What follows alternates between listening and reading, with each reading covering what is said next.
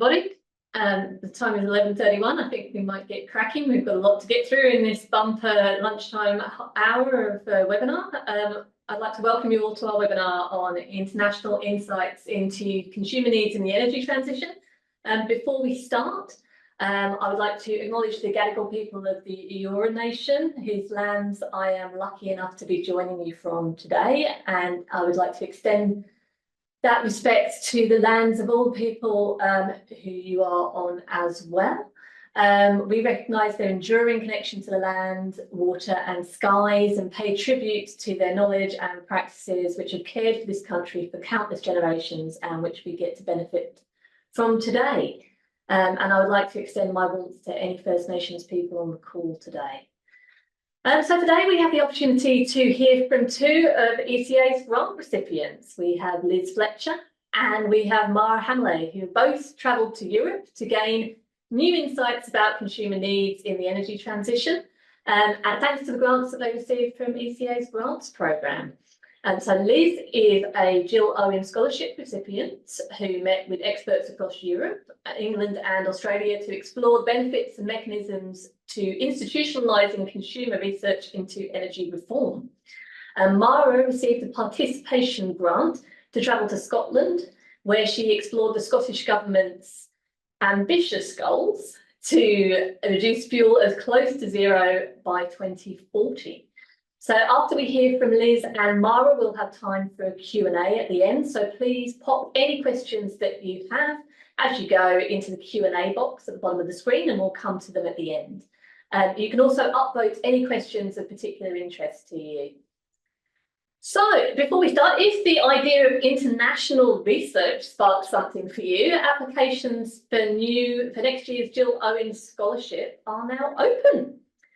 The Gill Owen Scholarship provides up to $15,000 to support someone to travel internationally to research innovative ideas and initiatives that will be relevant to improving outcomes for consumers in the Australian energy market.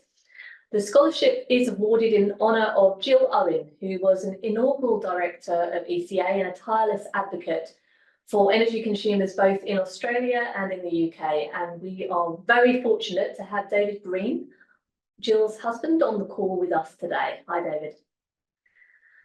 So first up, we have Liz Fletcher. Liz has spent the last 15 years working across the energy ecosystem with a background in policy and marketing. Liz was actively involved in many hard conversations about the role of consumers in the transition, such as minimum demand, consumer risk frameworks, and wholesale demand response.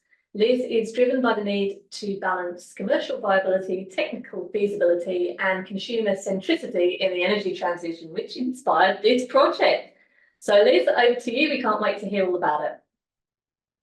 Thanks so much, Liz. Gosh, that's not confusing at all. So as Liz quite rightly said, with a lot of thanks to ECA and the Gill Owen Scholarship, I headed off to the UK and Europe last year.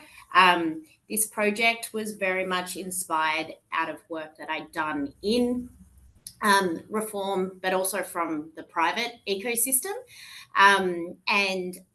And because I am a marketer by trade, I always found it so amazing that our policymakers and our reformers were making decisions about consumers that they really didn't know that much about. And so I had the benefit of working on policy design within the ESB and within departments, and just felt like we did all this research and it didn't quite make its way to the actual decision-making point. So this outcome report is very much about how we take the research that we already do in the Australian ecosystem and scale it up to a level of maturity. So thinking a bit more institutional and culturally about how we approach the needs and wants of consumers in the reform process. Could I get the next slide, please? And so I spoke to a lot of people, all sorts of different people, from policy advocates to tech companies, because they obviously use a lot of consumer research in their decision making, network providers, researchers in their own right, so lots of academics, to try and understand how all these pieces could fit together. I would like to acknowledge the time I've spent with David Green, who provided a lot of support and insights in my thinking here. So hopefully he's on the call and I can say hi. And I'd like to think that this work builds on a lot of the work that Gill did in Australia and the UK about the role of consumers in the energy ecosystem. I think consumer advocates play such a pivotal role in representing the needs and wants of consumers. However, we just need to give them more tools to fight the good fight. Could I grab the next slide, please?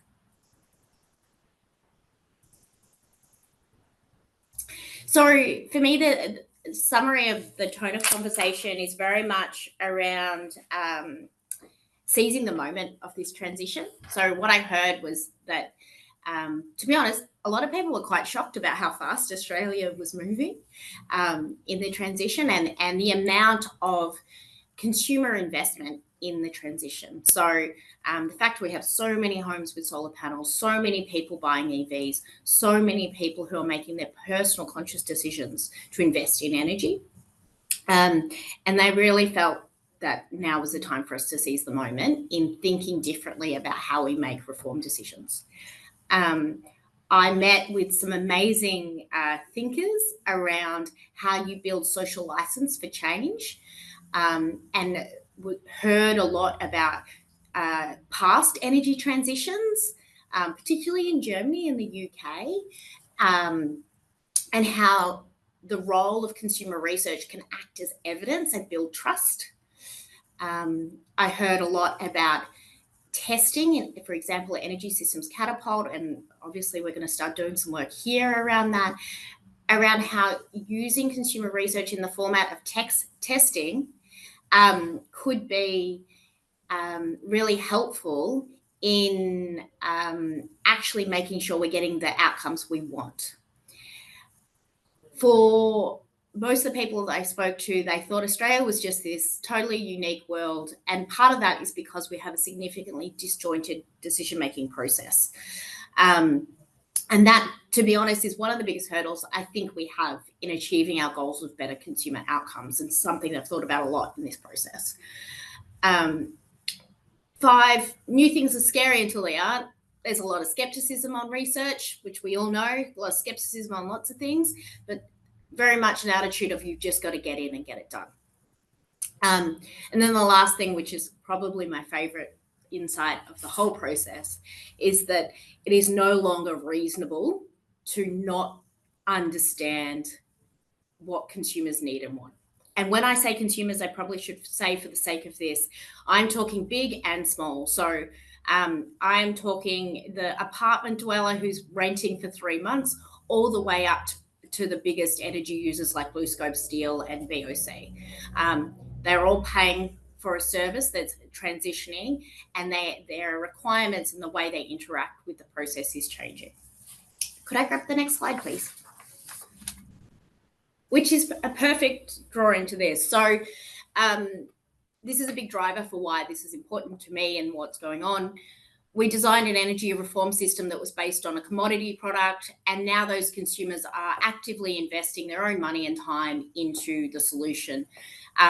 It's moving from commodity to solution, which means the reform process is totally different. The way we make decisions on reg, policy and legislation is totally different.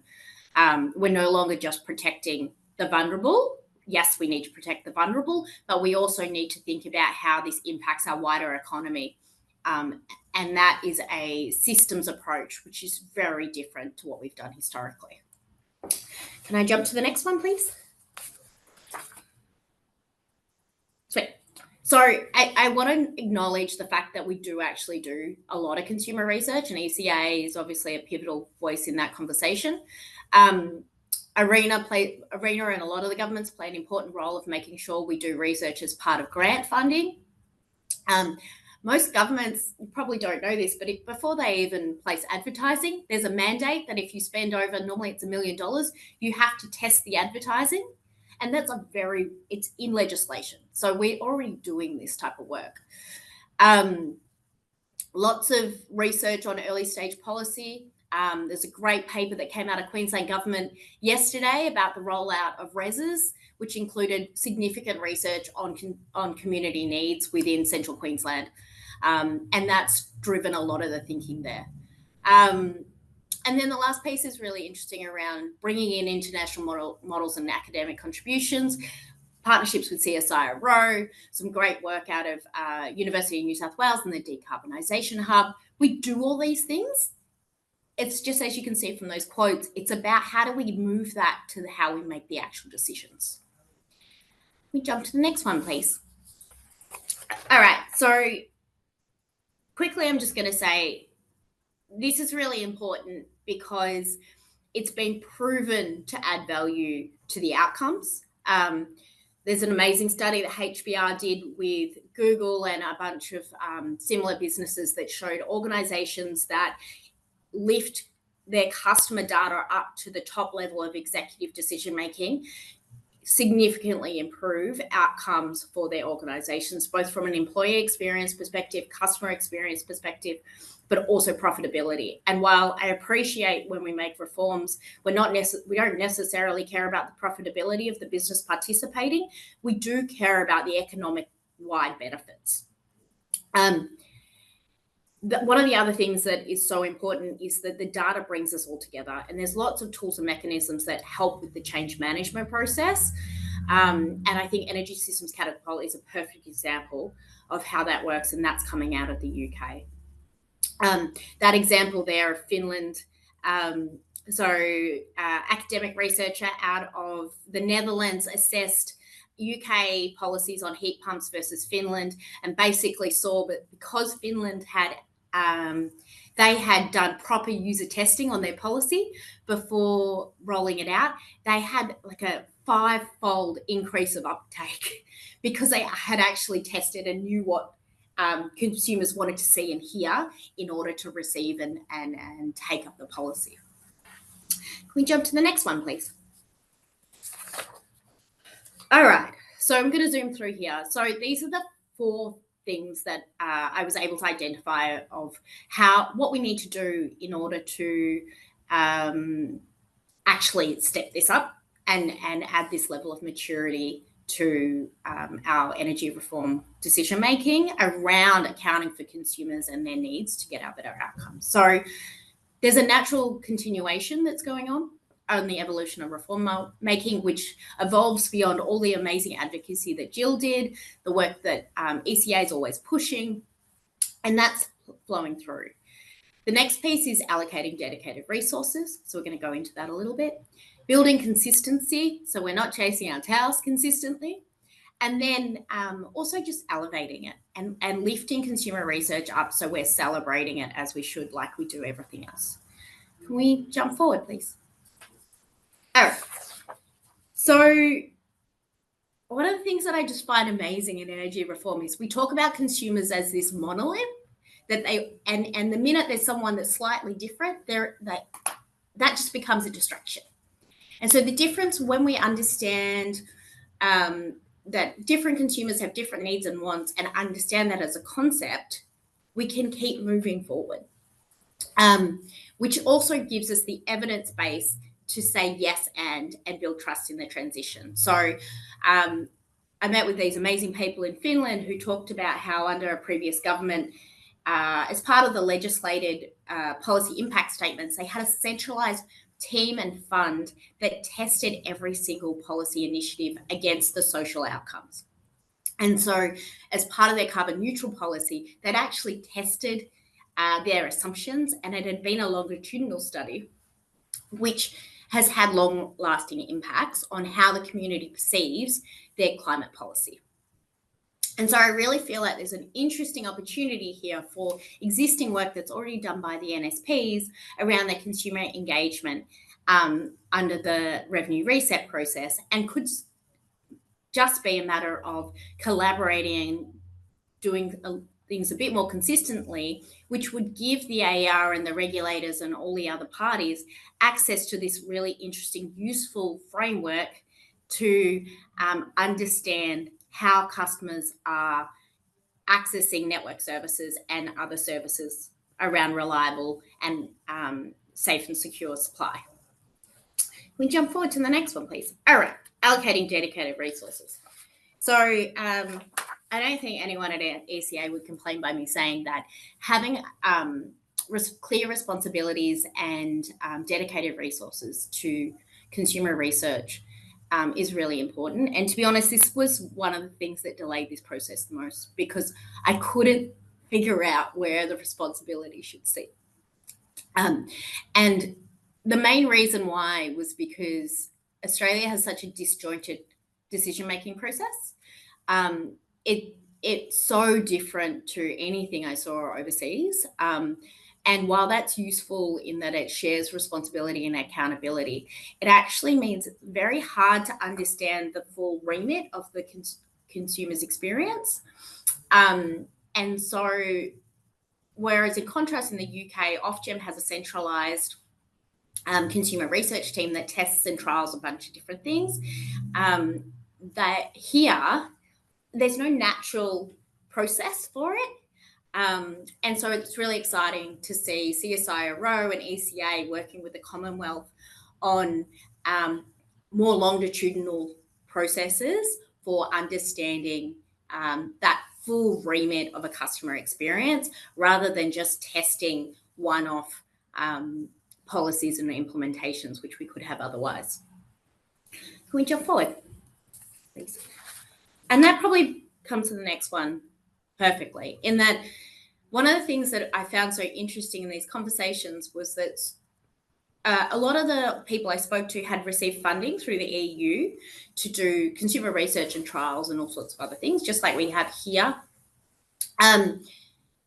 And they all told me that they were actually incentivized to come up with novel approaches, which feels quite frustrating, to be honest, because why are we spending money on reinventing the wheel rather than getting on and doing the things? So that's that nudge project, which really, they spent a bunch of time figuring out a whole new methodology rather than doing the work. And so one of the ideas and recommendations that came out of this was the idea that we could actually link funding to research. So I met with researchers in London who are creating a pool of data and consumer testbed, similar to Energy Systems Catapult, where when government funds a project, the fund recipient will actually use that data pool to test their ideas, and then the data lake builds the knowledge for everyone, so the insights are fed through the policy reform process as well. Can we jump forward, please? All right, last one, and this is my favorite one.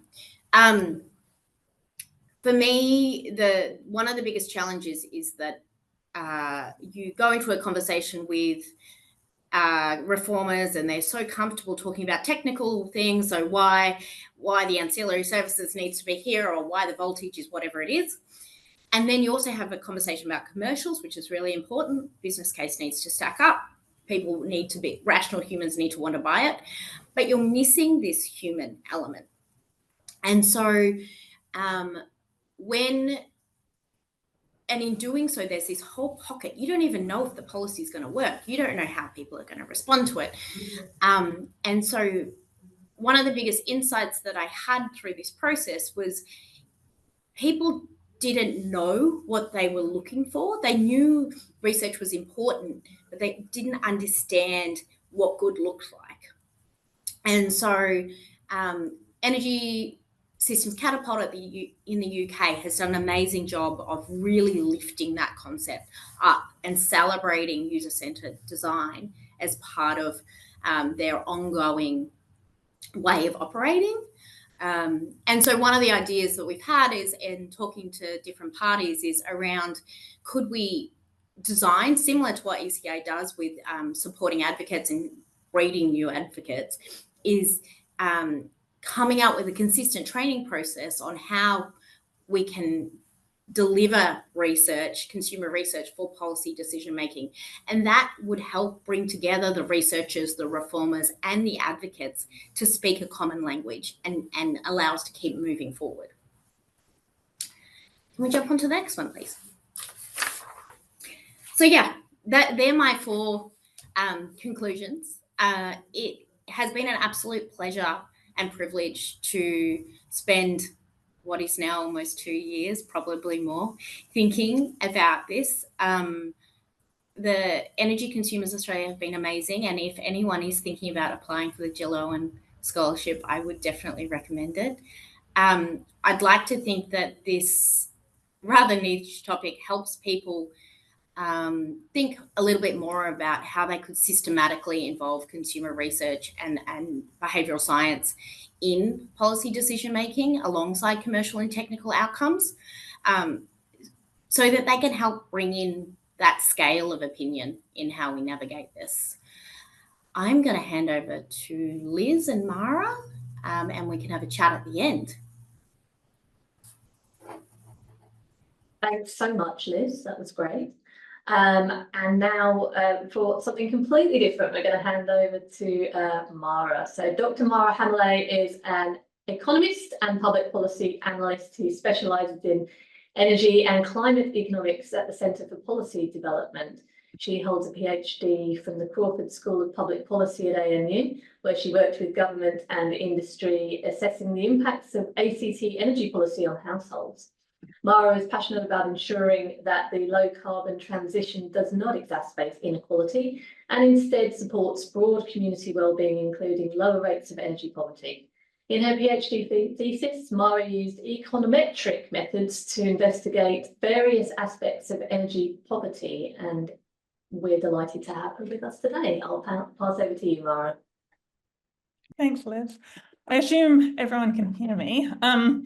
Today I just wanted to talk about my recent visit to Scotland, which was funded through a participation grant by ECA. Essentially involved me kind of similar, or like the story I guess was that I applied for the Gill Owen Scholarship, wasn't quite successful with that one, but I was fortunate enough that they liked the proposal that I had a lot, and so therefore funded kind of a similar trip to Scotland. And so let's start with the next slide, please. Essentially, and this has been quite a motivation for me as well with my PhD research, but the question that I had in my application, and then that kind of guided my trip to Scotland, was, are we willing to let the low carbon transition be another driver of inequality in Australia? Or can steps be taken now to ensure that all households, no matter their socioeconomic status, benefit from the transition? So I'll kind of unpack that in the next slide in terms of exactly how I get from, let's go back one. Exactly how I get from low carbon transition to inequality. But what you can essentially see from that graph is that wealth and also income are quite, as I guess everyone here would know, are quite closely correlated with the ability of a household to access or to have a solar panel on their rooftop. So next slide, please. Kind of in terms of unpacking that, I'm calling it from transition to inequality, but low carbon transition, and then kind of getting from there to inequality. And so we've got the low socioeconomic households, also households for a vast range of other reasons, for example, renting or reasons like that, face greater barriers in accessing energy efficient and renewable energy technologies. And then that the low socioeconomic households then pay more when the cost of environmental policies are recuperated through per kilowatt charges on energy bills, which does seem to be the case quite a bit. Kind of together, we can see that there's the drive to decarbonize can exacerbate household level inequality and energy poverty. And that's really what I got at through my PhD research, and then also with this trip to Scotland. I think we can go to the next slide, please. Yeah. So my motivation for going on this trip, I've said that, I guess here, I'd like to kind of look at fuel poverty specifically in Scotland. I think as well that before we even do that, I should mention the difference between energy poverty and fuel poverty. So in Australia, my PhD research, for example, kind of the people that I was citing in Australia and so on, talk a lot about energy poverty. However, in Scotland and really in the UK, they talk a lot about fuel poverty. And kind of two differences between that is just fuel poverty seems to be more about an inability to afford to keep homes warm, whereas energy poverty that can be, at least in low and middle income countries, more about the accessibility rather than the affordability kind of aspect. I think as well, fuel poverty has been discussed in the UK since like the 1980s. Energy poverty is the one that's more often used in Australia. So in Scotland, there's quite a narrow definition for what is fuel poverty. So a household in Scotland is in fuel poverty if these two conditions apply, that being more than 10% of net household income is needed to pay for necessary energy expenditures, and also that the household's net income is insufficient for an acceptable standard of living. And I think there's quite a bit kind of important kind of terms in that. So for example, necessary, I think is a really important aspect to get at. Necessary is kind of talking about to be able to afford a certain level of energy services, what's the energy expenditure associated with that? So for example, in Australia, that we can, when we're looking at energy poverty measures, we can only really take the actual energy expenditure. But of course, low income households might be using less energy than is needed. And therefore, you're kind of underestimating how many people are in energy poverty. Here we've got necessary energy expenditures. And then also an acceptable standard of living. In the UK, they have the UK minimum income standard, and it's seen as 90% of that. So to be able to measure this required energy consumption is specific for each type of household and housing. So they have different characteristics of the household, for example, whether there's a member with a disability, and different aspects of the housing. So for example, what type of heating do they use? This is all collected through the Scottish House Conditions Survey, which is done about once a year. And then it's fed into this complicated sounding Redham model, which is essentially at the end of the day, spits out like a measure of the amount of energy that the household needs. And then that can easily be translated through prices in that area, or like the area that the household lives in, into energy expenditures. And then, the graph is simply showing the rates of fuel poverty and compared to the off-gem price cap, the off-gem price cap being like a measure of the maximum cap that households are able to spend, or can spend, I guess, on energy. And so you can see that they're quite closely correlated, as you would assume, and that there's also been quite a jump in recent years, which is kind of tapering off a little bit as well.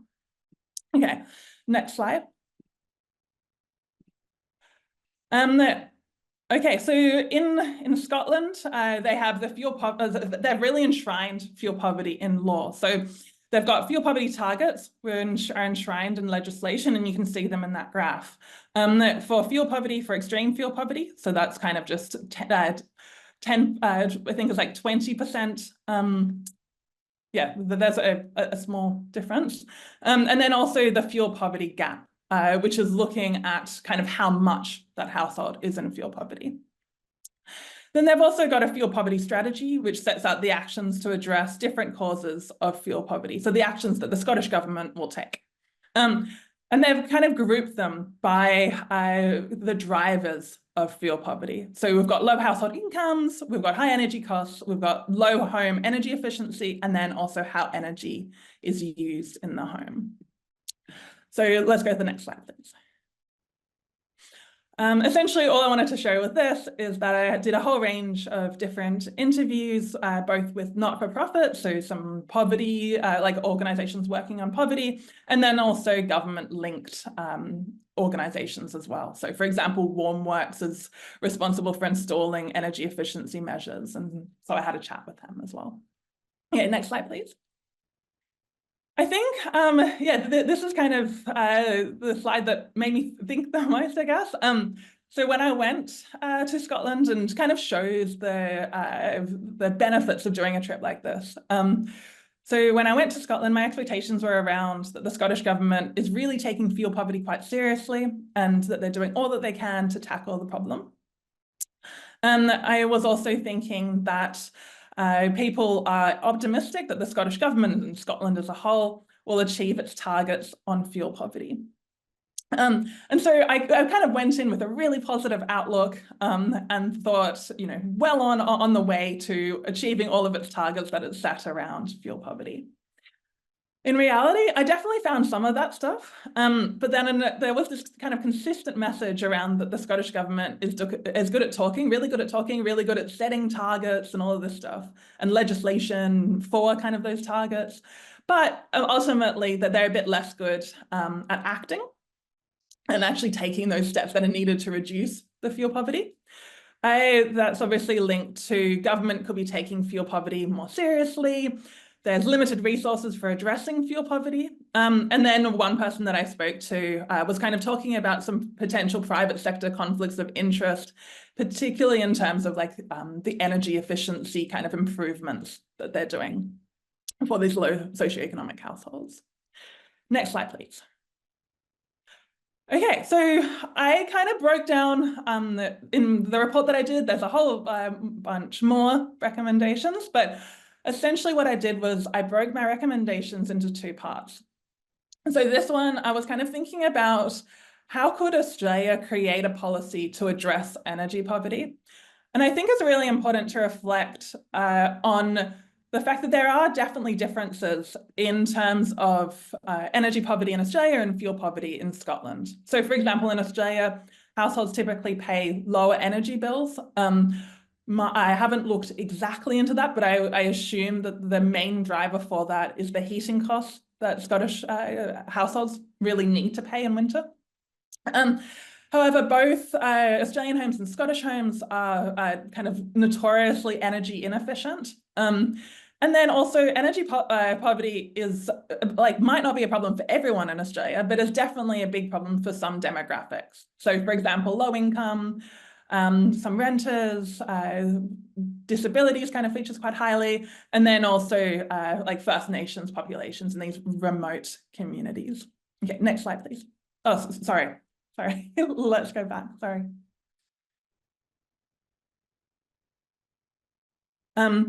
So the first part, to reduce energy poverty, governments must first decide on a definition of the concept that's widely understood and socialised by stakeholders. And so I kind of went through that with Scotland. I think with Australia, it's quite difficult to even start tackling and kind of thinking about how do you address energy poverty if you don't have a definition that kind of everyone understands and is across and is using really. And so this graph is from my PhD research, and kind of shows that there's 3 different types of energy poverty measures that I use in the research. The first one is low income, high cost. So you have to have a low income and you have to pay high energy bills. Then you've got like a 10% rule, and that's basically 10% of your household income is spent on energy. And then also unable to pay bills, so like a subjective measure around ability to pay bills. And so none of those are kind of widely accepted. None of those are kind of really widely used by different people, and therefore by the government as well. Measures to reduce fuel poverty should target the unique drivers for each energy poor household, so really should get at those drivers that I mentioned before. And I thought something that was great about Scotland is that the voices of those with lived experience of fuel poverty should inform policies and strategic frameworks. So they really should be going out, and like government policymakers should be going out and having those conversations with the people that will be affected by their policies, because of course we're not expecting policymakers to be in fuel poverty themselves or energy poverty themselves. So how are they actually able to understand fully the experience of being in fuel poverty and then also experiencing those policies? Next slide, please. So then I also was going to touch on kind of the broader governance aspects. So just two there, the governments should examine and work through plausible impacts on fuel poverty before introducing any new government strategies. So for example, the Heat and Buildings Bill, last thing that I have heard, is working its way through government in Scotland. And essentially what that's going to do is move households from gas to electric appliances, which in theory is great for the climate. However, at the moment in Scotland, not necessarily in Australia, gas is more expensive, electricity is more expensive than gas. So you could technically be putting households that aren't in fuel poverty into fuel poverty, or be exacerbating fuel poverty for those already in fuel poverty. There's also reduced investment in affordable housing, and affordable housing is generally more energy efficient, which is what that graph shows. And then finally, opportunities should be created for relevant government agencies to collaborate on policy areas that impact fuel poverty. So that was something that was also quite widely talked about, this kind of idea of having silos within government and those silos not really talking very much to each other. Which of course is something that is very relevant for the Australian context as well. And just as an example, I was told that the climate change people, policymakers in government, are not always talking with the people kind of working on fuel poverty in government. Okay, so yeah, that kind of concludes, and if we go next slide, because why not? That concludes my presentation, and yeah, thank you so much for to the ECA for funding my trip, and then also to everyone here for listening to me. Thank you. Thanks so much, Mara. That was fascinating. We have a couple of questions in the Q&A. Please keep them coming. If you don't, then obviously I'm going to step in and fill the void with many questions of my own. So now's your chance.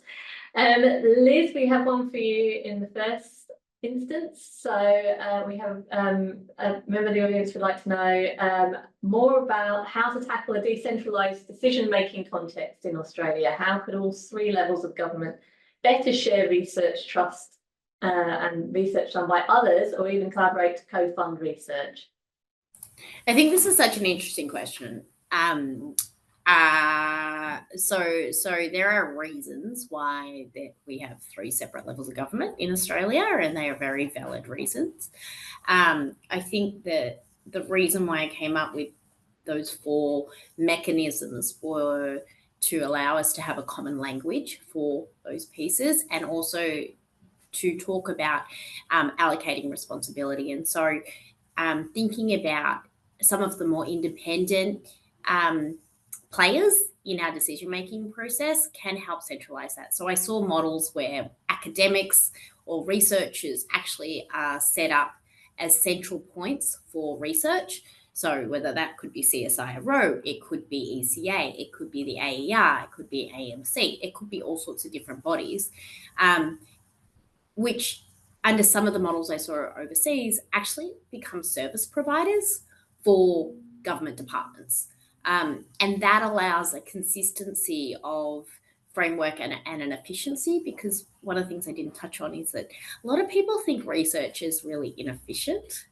And so if you were to really empower an organisation or a suite of organisations to provide those services in a consistent way, you would increase the level of collaboration. Now, I say that, and I'm going to point to, again, the work being done by Queensland Government with the local councils on their regional transitions around RESs. Their close collaboration with council in that recent report is something that we should all be looking at. I think New South Wales is doing a great job. Energy Co with Hay is another model that's working really well.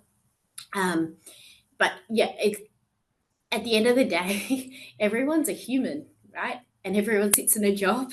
And so we can put legislative powers in and we can fund things, but we also just need to spend some time with each other And that was something that I took away from my conversations. Yeah, absolutely. Mara, I actually have a related question for you on that one. In your report, you said that government should consider combining national and local approaches to addressing fuel poverty. Can you give us some examples of that, or where you saw that working or not working?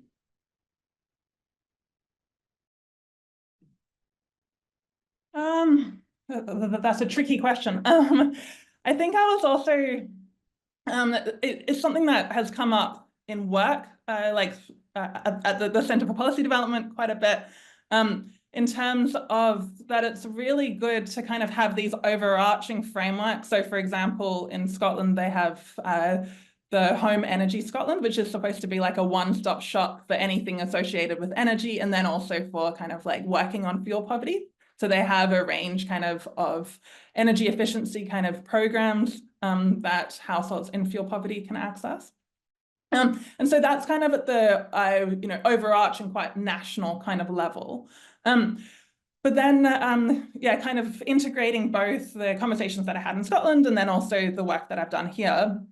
I think a message kind of comes up again and again that having those national frameworks really needs to be coupled up with like more of a grounds up approach as well to actually be effective, because you have quite a lot of differences in terms of how different communities are kind of structured and like what works for different communities and what different communities need. And so it's not really enough just to have like a Home Energy Scotland kind of thing. You also need that like grounds up kind of approach as well. And for example, I talked to like a social housing provider in Glasgow, which kind of brought that message a bit home to me. I also to talk to kind of someone working on home energy improvements in Perth, which, I didn't know beforehand as a Scottish city. Fantastic. Liz, we have another question for you. Are there specific examples in Australia where researchers successfully changed policy or life for consumers? Oh, this is a loaded one. What can we use as examples of best practice to aspire to and make even better?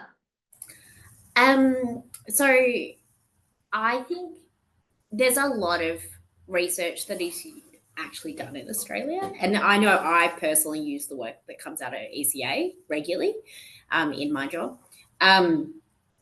The work that is done by the networks as part of their revenue research actually does feed decision-making in many of those networks. And I think that there's a lot of really passionate, amazing people working in networks on community engagement and consumer engagement. But to be really frank, the best work is done in the retailers. So they are the ones at the customer interface. And when you look at organizations like AGL and PowerShop and all of those types of people, they truly understand their customer and they have access to all of this data, not only from a traditional, like, what do they want to buy perspective, but also how do they interact with the products. And so people so one of the really interesting things I think about a lot is how do you get that information from the retailers and the tech providers and get that to be part of the normal lexicon for reformers, because the reformers are sitting in their offices trying to figure this out and they don't have access to that information. Yeah, that's a really interesting point. How do you think we could do that? And so that's why those 4 pieces of the puzzle are so important to me. So if you look at the UCL mechanism, or you look at the work done by some of the projects under the NUG project, they were done as industry collaborations. And so the data sits in a data pool, which then the researchers and academia and policymakers can actually sit a part of. And look, Australia did it. ARENA and the DEEP project years ago was an amazing example of collaboration between researchers, advocates and tech providers. I think Energy Security Board and the work that Chris Alexander and Laura Stewart did as part of the consumer integration piece where they were testing use cases, moved the needle on this significantly. We now have a minimum system load framework, which came out of user testing, which is pretty wild, to be honest, because that was when we were doing user testing, it wasn't only consumers, as in mums or dads or people who dig big holes. It was also user testing in terms of customers of AMO that we looked at as well. So I guess to answer the question, for me, it's about centralizing and standardizing the processes. So there are powers and there are legislative powers that could be put in place that would change the way we do that and would empower that and give policy levers to fund different mechanisms to do that. But that would be a really big decision by departments of Treasury to do. Maybe Australia needs a consumer data lake. Hey?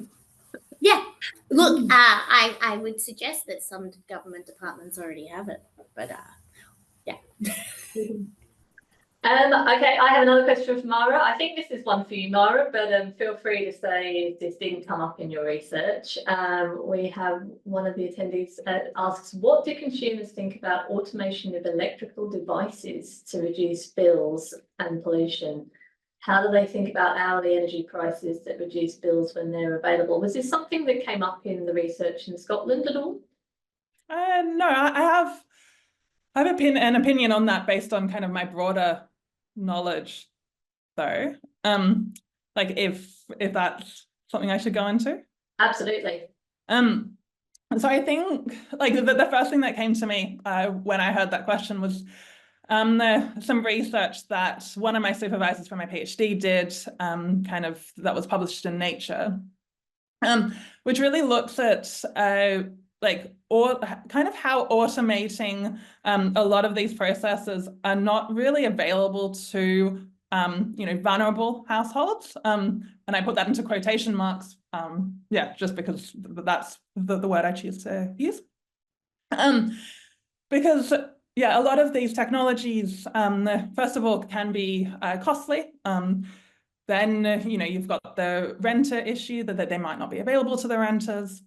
The work that my supervisor in particular was doing was on time of use tariffs and kind of looking at how time of use tariffs only really work if you're actually able to flexibly shift that load. And so if you have someone that, is in a low income job at a factory, say, and they have to be at that factory and can't work from home, it's really difficult for them to be able to shift that energy use flexibly. And so, that was kind of the ideas that came to my mind with that question. Yeah, it's a really interesting topic. We also have a report available on our website, which will share some links on this, including some of the case studies that Liz mentioned about Queensland as well. But we have a report on our website called Power Up, which was a qualitative study that we did with about 100 consumers, and we looked at attitudes towards consumer energy resources there as well. That had some very interesting findings. No more questions in the Q&A, so I have one more question for each of you, if you don't mind. Liz, I guess this is the burning question for me. How do we make sure that embedding consumer research doesn't just become a tick box exercise? One would argue that we use that for commercial and technical at times too. I think there's a really interesting example of when New South Wales Treasury embedded the need to include the EU carbon price in all commercial cost-benefit analyses for policy impact statements. The reason why that's an interesting use case is it all of a sudden forced all of the policy impact assessments to stand up against something that was bigger than them. And so for me, there's two pieces of the puzzle. We're not measuring the NEO in any way, shape or form. The NEO and the National Electricity Objective is a concept that we talk about, and to be very frank, people use it for good and bad purposes. I think, on a regular basis. But because we don't measure the NEO, we've got no way of actually knowing whether we're doing a good job.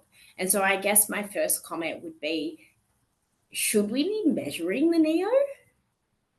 And if we were to benchmark against something like the NEO or something that is a measure of impact, like the EU carbon price, then we could proudly say that we are moving the needle. I think obviously the challenge would be actually being able to say that you are acting in the long-term benefits of consumers as per the NEO. How do you actually measure that? But I think a lot of things that Mara's covered, to be honest, start to speak to those type of ideas. And I think a lot of the work ECA has already done on longitudinal benchmarking, the CSIRO report that came out earlier in the year starts to do that longitudinal benchmarking. And so if you've got that starting, I guess what I'm saying, if you've got that starting point, you can start to say, okay, this was my expectation, let's go against that. What am I going to change based on this impact? It's a good place to start. Okay, and Mara, I have one final question for you. This one comes definitely from ECA. We've done a fair bit of work lately. We've been working with the Sydney Community Forum on a project and where we did a deep dive with community leaders from Western Sydney, looking at experiences of the energy transition for people called communities. What examples did you see during your trip of people with lived experience of fuel poverty informing policies and strategic frameworks? So there were definitely examples in terms of the fuel poverty work that I did. So for example, the strategy that the Scottish Government has to address fuel poverty actually mandates that in designing these strategies that you have to go out and consult, like the policymakers that are doing the policies have to go out and consult the people with lived experience, which I think is quite interesting. I did kind of look more into that, and it doesn't seem like what they'd kind of done for one piece was to look more at like a literature review of different lived experience, and I didn't really think that that quite got, you know, as much to the kind of point of that legislation as it could have. However, that was also they have kind of lived experience groups, so they have, I'm going to get that, the name is not on the top of my head, but like a poverty lived experience group, like panel kind of thing. So that, for example, the people working in the fuel poverty advisory panel, which is like a panel that kind of gives feedback to the Scottish Government on fuel poverty, they can kind of go and consult and have a chat with. However, what I did want to kind of bring up as well, when I was in Scotland, I was also kind of looking into their approach to just transition, which goes kind of beyond fossil fuel workers and communities and also looks at just the broader kind of implications. So, for example, on fuel poverty, and Scotland's definitely a very good example of that. And what I found there was they have a just transition commission, which every single topic that they look into, they kind of go to a particular community and talk to a whole range of people. So, for example, they went to an old people's home to talk to them about their experiences with district heating, which I just thought was the most awesome thing. So, yeah. That's awesome. I love that. Okay, well, we'll end that on that extremely positive note. Thank you so much to both of our presenters today, Liz Fletcher and Mara Hammerle. A reminder that if you are inspired by this work, you're extremely welcome to apply for our grants program and for the Gill Owen Scholarship. I know that both presenters today would recommend the experience. We will, I'll speak to the panelists after this and see if we can follow up with some of the examples that they have, and we'll send those on to everybody who attended today for your interest, because I know there's some people out there who are particularly interested in knowing more about the particular examples that have been raised during this webinar. If you are so minded, you can see on your screen this QR tag. Please feel free to follow us, to join our ECA newsletter and hear all about Energy Consumers Australia work. And otherwise, we thank you all for joining us today and wish you a good rest of the day. Thank you.